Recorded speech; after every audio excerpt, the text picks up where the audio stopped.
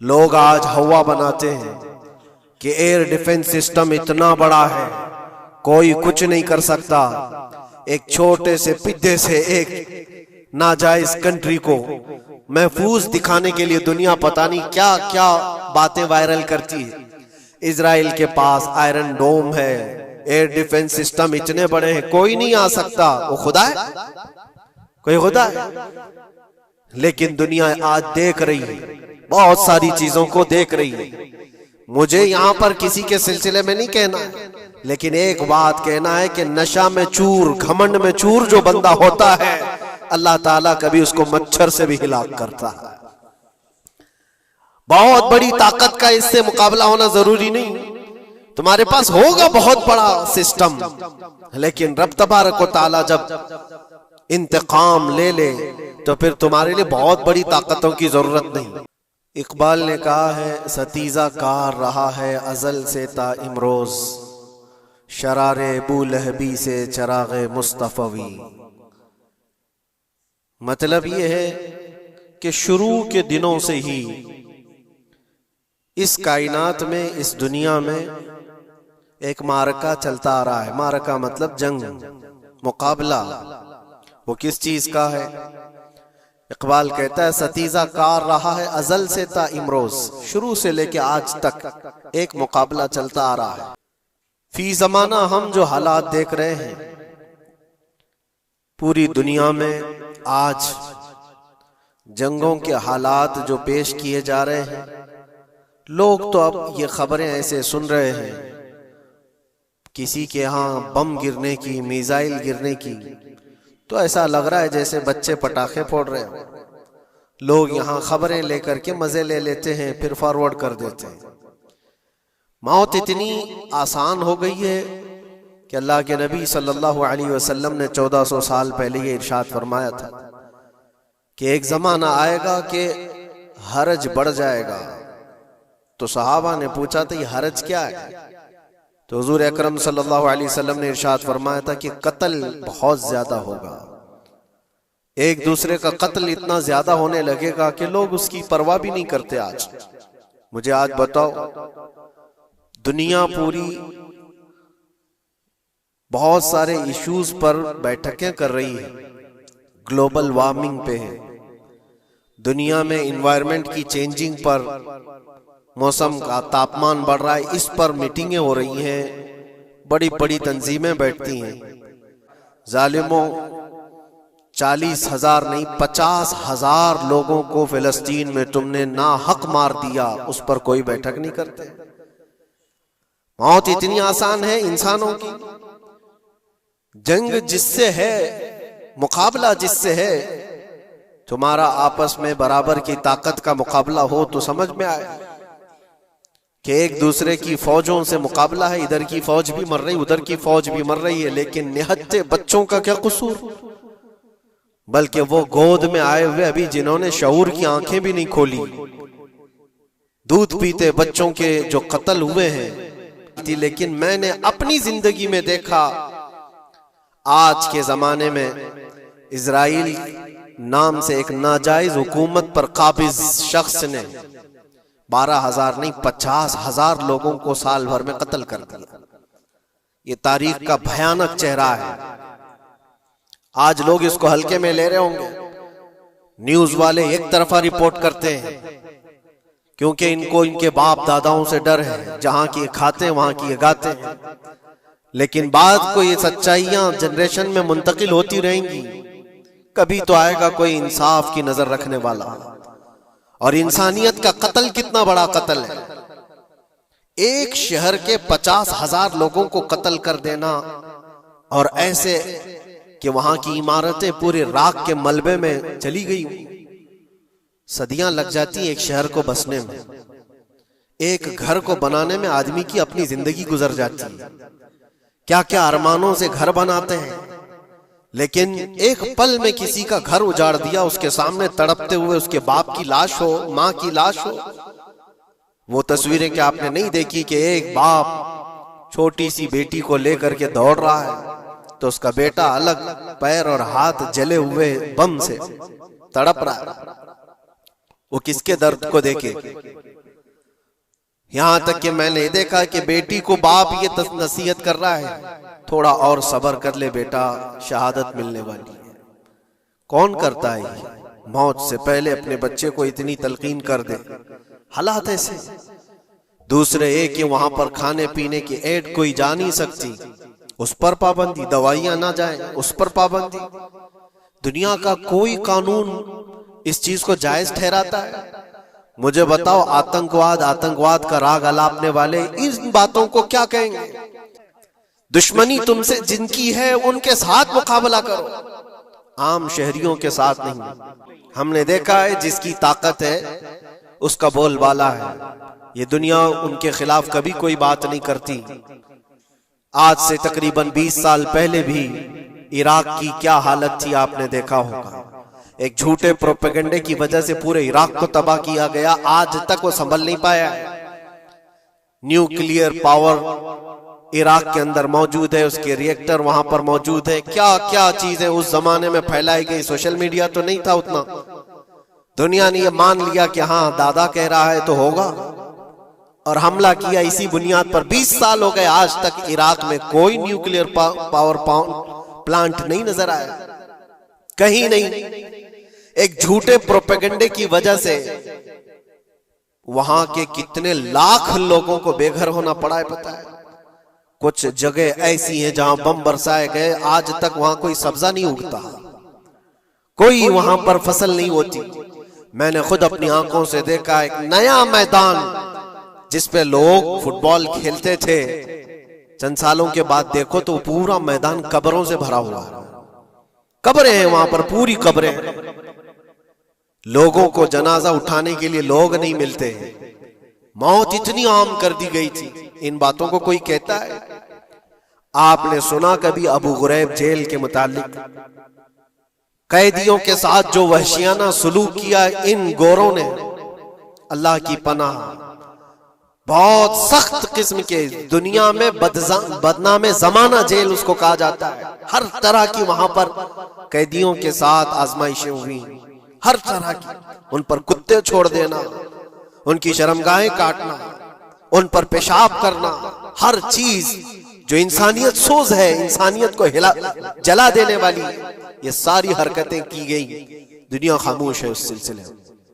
क्यों? Super power के 1000 गुना भी हजम कर लिए जाते हैं। छोटा मुल्क या गरीब आदमी कोई बात करे तो सारे उस पर टूट पड़ते हैं।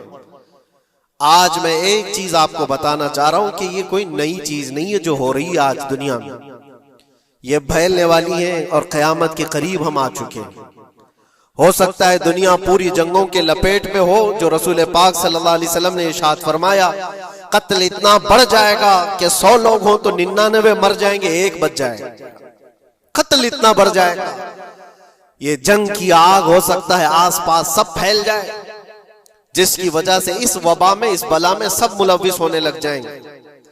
और एक बात ये भी याद रखो, चाहे जैसी भी हुकूमत हो, तारीख पूरी उठा करके देखना, जुल्म के बाद जो गुरूर और तकब्बुर में आकर फिरौन बनने की कोशिश करता है, उसका अंजाम अल्लाह ताला बहुत भयानक फरमाता है। बहुत भयानक अंजाम होता है। अब के जालिम भी अपने अंजाम के बहुत करीब आ चुके हैं। इन्होंने जुल्म इतना किया है, वो बच्चों की आहें, वो औरतों की चीखें क्या बारगाह रब्बुल इज्जत में ना पहुंची होंगी? रब तबारक व तआला खुद फरमाता है, सयअलमुल लज़ीना ज़लमू अय्य मुनक़लिबिन यनक़लिबून। अनक़रीब जालिम ये देख लेंगे कि किस पलटी में अल्लाह ताला उन्हें गिराने वाला है। ये छोटी सी कौम पूरी दुनिया पर कंट्रोल हासिल करने के कैसे कैसे ख्वाब देखती।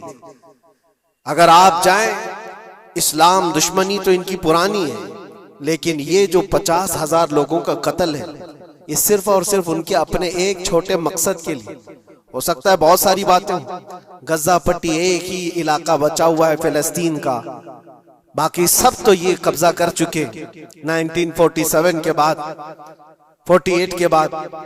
छोटा सा हिस्सा जो बाकी गजा पट्टी, जिसकी 20 लाख की आबादी, उस इलाके पर इतनी ज्यादा क्यों क्रूरता है? क्यों बाकी सब जगह पर और भी दीगर जगह पर, यरूशलेम में, वेस्ट बैंक में, कई जगहों पर मुसलमान आबाद हैं। ये गजा के लिए क्यों इस कदर सख्तियां हैं? दुनिया को बताने के लिए तो ये एक आतंकवाद जमात है हमास, जिसका मुकाबला करने के लिए हम ये हमले कर रहे हैं, लेकिन आज तक ये दुनिया को बता नहीं सके कितने हमासियों को कत्ल किया, कितने हमास के लोग पकड़े गए, कितनों को मारा गया, चंद होंगे। लेकिन उसके बदले में जो भारी कीमत चुकाई हो गजा के निहत्थे लोगों ने, 50,000 लोगों का कत्ल, ये तो रिकॉर्ड पे दिख रहा है, बाकी अल्लाह वालम। बाकी कितने हैं जिनकी तादाद मिल ना सकी हो।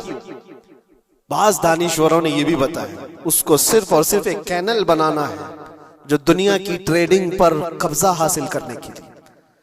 जो सुएज कैनाल है इजिप्ट का, जिससे मेडिटेरेनियन सी से लेकर के गुजरते हैं, 2 समंदरों को जोड़ने के लिए एक कैनल है मिस्र में, इजिप्ट में, जहां से इजिप्ट हर गुजरने वाले जहाज से टैक्स लेता है, हर गुजरने वाले जहाज से एक भारी कीमत लेता है, जिससे ट्रेडिंग पर असर भी रहता है। और जब वो चाहे बंद करे, 2 मरतबा उसने बंद भी किया था तारीख में 1950 के बाद। और ये ख्वाब देखता है इजराइल कि हम अपनी ही जगह से एक कैनल बना लें तकरीबन 300 किलोमीटर, जिसके लिए उसको गजा हासिल करना बहुत जरूरी है। ये बाज लोगों की अपनी तहकीक है। तो क्या कोई अपने मफाद का हासिल करने के लिए 50,000 लोगों का कत्ल कर सकता है? दुनिया को यह भयानक चेहरा भी तो मालूम होना चाहिए। अगर उनको कोई रास्ता बनाना है तो उसके लिए इंसानियत का कत्ल करना। मैं आपको एक बात अर्ज किए देता हूं, कुरान पाक ने जो फरमाया वह हक है, 100% हक है। अल्लाह ने फरमाया, मैंने खुतबे के बाद जो आयत पढ़ी, वदुरिबत अलैहिमुज़्ज़िल्लतु वल मस्कनत, अल्लाह फरमाता है उन पर जिल्लत और गुर्बत लिख दी गई है। किस पर? यहूदियों के मुताबिक। वबाउ बिग़ज़बिन मिन अल्लाह, और अल्लाह के गजब में रहेंगे वो हमेशा। आप सूरह फातिहा में पढ़ते हैं ना, गैरिल मग़दूबि अलैहिम वलद्दालिन। मग़दूब का मतलब क्या है? जिन पर अल्लाह का गजब हुआ, और वो यहूद कौम है। कुरान पाक की मैं आपको बात बता रहा हूं। और अल्लाह ताला फरमाता है वजह क्या है? ज़ालिका बिअन्नहुम कानू यकफुरून बिआयातिल्लाह, वह इसलिए कि अल्लाह की निशानियों को ठुकराते, व यक़्तुलून अन्नबिय्यीन बिग़ैरि हक़, और अल्लाह के नबियों को ना हक कत्ल करते।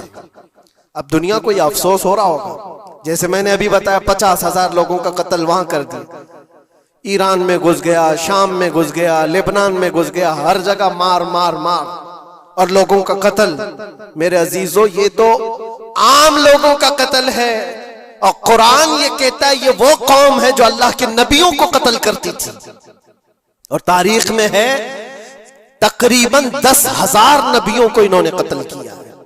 10,000 नबियों को इन्होंने कत्ल किया है, सिर्फ अपनी मनमानी बात न पाए जाने की वजह से। हजरत ज़करिया अलैहिस्सलाम की बात मालूम है? ये तो बैतुल मुक़द्दस के मुतवल्ली थे। ज़करिया अलैहिस्सलाम बैतुल मुक़द्दस के इमाम थे, जिनका जिक्र है कुरान पाक में। हजरत ज़करिया अलैहिस्सलाम के पीछे यही कौम जो उनकी उम्मत में थी, यहूदियों के लिए भी वो मुक़द्दस नबी थे। लेकिन इन जालिमों ने हजरत ज़करिया अलैहिस्सलाम को दुश्मनी में रख करके ऐसा कत्ल किया था, अल्लाहु अकबर। ज़करिया अलैहिस्सलाम इनसे भाग करके निकले थे और एक दरख्त को जाकर कहा, ए दरख्त खुल जा, मैं तुझ में आता हूं। दरख्त खुल गया, हजरत ज़करिया अलैहिस्सलाम उसमें अंदर चले गए, दरख्त फिर बंद हुआ। तारीख में मौजूद है। इब्लीस लाइन ने, शैतान मरदूद ने यहूदियों को रास्ता भी बताया और दरख्त भी बताया कि इसके अंदर ज़करिया छुपे हुए, इसके अंदर ज़करिया है। यहूदियों ने तेज आरी लेकर के दरख्त को ऊपर से काटना शुरू किया कि दरख्त के 2 टुकड़े होंगे तो ज़करिया अलैहिस्सलाम तक भी पहुंच जाएंगे। उन्होंने आरी से काटते काटते काटते उनके सर तक पहुंचा दिया। और जब हजरत ज़करिया अलैहिस्सलाम को अपने सर के ऊपर से कटने की आवाज आने लगी तो अब सोचा कि अब ये आरी से पूरा कट जाएगा। अल्लाह ताला की तरफ से निदा आई, ए ज़करिया सब्र कर लो, अगर तुम इस पर आवाज निकालोगे तो सब्र वालों में से तुम्हारा नाम निकल जाएगा। यहां तक के तारीख में है वो यहूदियों ने आरी से काटते काटते हजरत ज़करिया अलैहिस्सलाम के सर को चीर दिया और जिस्म के दो टुकड़े हो गए। अल्लाह के नबी खामोश रहे, सब्र करके रह गए। उनके बेटे यहया अलैहिस्सलाम ने यहूदियों के एक गवर्नर या बादशाह को यह कहा था कि एक निकाह में दो बहनों को रखना जायज नहीं। उसने दो बहनें एक साथ अपनी ज़ौजियत में रखा था। सिर्फ इतनी बात पर हजरत यहया अलैहिस्सलाम सिर्फ 33 साल के जवान थे। उस यहूदी जालिम ने यहया अलैहिस्सलाम के सर को काट करके बर्तन में लाकर नाश्ते में रखा था। अल्लाह के नबी की बात कर रहा हूं। अल्लाह के नबी के सर को काट कर तश्त पे रखा था। लेकिन तारीख की सच्चाइयां बताती हैं कि वो कटे हुए सर से यहया अलैहिस्सलाम बोलते थे, ए जालिम, अब भी मैं कहता हूं एक निकाह में दो बहनों को रखना हराम है, हराम है। ये अल्लाह के नबियों की जिंदगी में बता रहा हूं जिनके साथ इन्होंने की। ईसा अलैहिस्सलाम, ये पागल ईसाई जो आज उनकी कपड़ों में जाकर बैठे हुए होते हैं, जबकि जिंदगी भर ये लड़ते रहे हैं। कुरान भी कहता है वकालतिल यहूदु लैसतिन नसारा अला शै वकालतिन नसारा लैसतिल यहूदु अला शै। दोनों लड़ते थे। यहूदी कहते ईसाई कोई चीज ही नहीं, ईसाई कहते थे यहूदी कोई चीज ही नहीं। इनकी जंगें इतनी खतरनाक हुई। ये सब लिपापोती करके आज दिखाते हैं कि हम सब एक हैं। बहुत गहरी दुश्मनियां इनके दरमियान थी। ईसाइयत, हजरत ईसा अलैहिस्सलाम को क्या किया गया? जब उन्होंने अपने पैगामात फैलाए तो ईसा अलैहिस्सलाम को भी कत्ल करने का मंसूबा यहूदियों ने बनाया था और पूरे लोग आकर हजरत ईसा अलैहिस्सलाम के घर को घेराव कर लिए। ईसा अलैहिस्सलाम को उस रात अल्लाह ताला ने आसमानों पर उठा लिया और एक यहूदी को अंदर देखने के लिए भेजा था यहूदियों ने कि जाकर देखो ईसा है कि नहीं। तो अल्लाह ताला ने वो आए हुए यहूदी को ईसा अलैहिस्सलाम की शक्ल दे दी। ईसा अलैहिस्सलाम को उठा लिया। यहूदी जो बाहर खड़े मुंतजिर थे, हमारा आदमी अंदर गया है देखने के लिए, मारने के लिए, कत्ल करने के लिए, अभी तक आया नहीं। तो सब के सब अंदर घुस गए।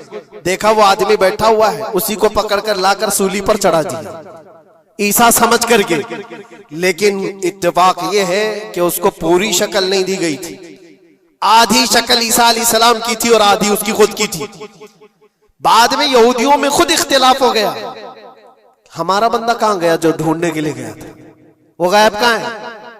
और अगर ये हमारा बंदा है जो ढूंढने के लिए गया था तो फिर ईसा कहां है?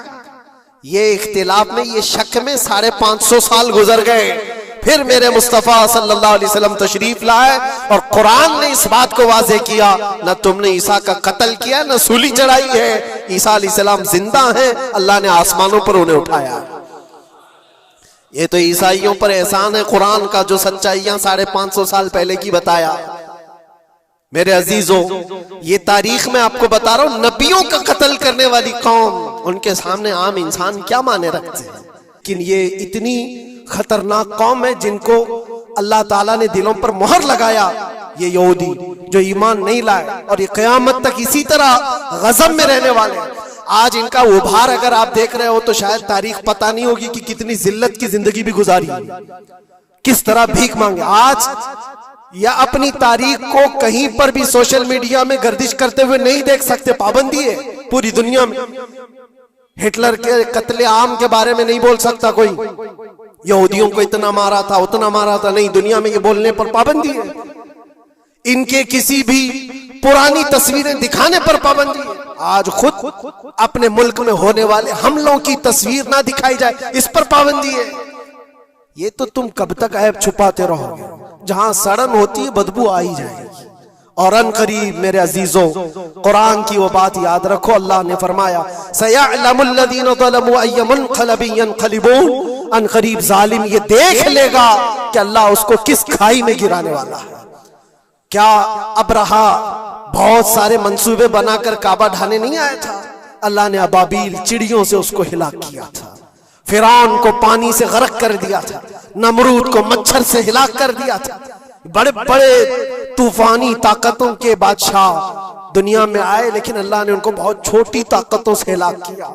लोग आज ये मुकाबला कंपैरिजन करते हुए बैठे रहते हैं। एक तरफ ईरान है, एक तरफ गजा है, एक तरफ सुपर पावर हुकूमतें हैं। ये सारे कंपैरिजन दुनिया के हो सकते हैं, लेकिन रब तबारक व तआला की बादशाहत और उसकी सल्तनत जब इंतकाम पर आ जाए तो फिर मेरे अजीजों किसी मुल्क की भी जरूरत नहीं, सिर्फ हवाओं से मौला ताला ताकतों को खत्म फरमा देता।